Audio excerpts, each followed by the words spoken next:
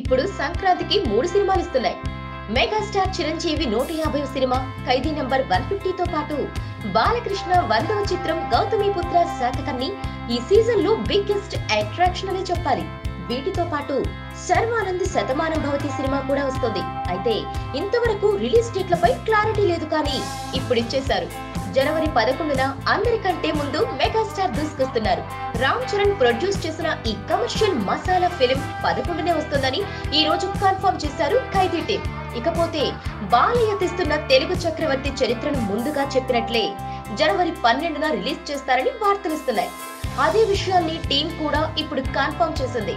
ఇక అందరికంటే ముందే శతమానం భవతి సినిమాను 14న విడుదల చేస్తామని దిల్ రాజు క్యాంప్ స్పష్టం చేసేసింది.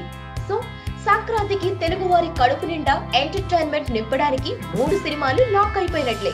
ఇప్పుడు ఫోకస్ అంతా ఎవరికి ఏ థియేటర్లలో టికెట్లు దొరుకుతాయి అనేది ఫ్యాన్స్ అండ్ సినిమా లవర్స్ తెలుసుకోవాల్సిందే.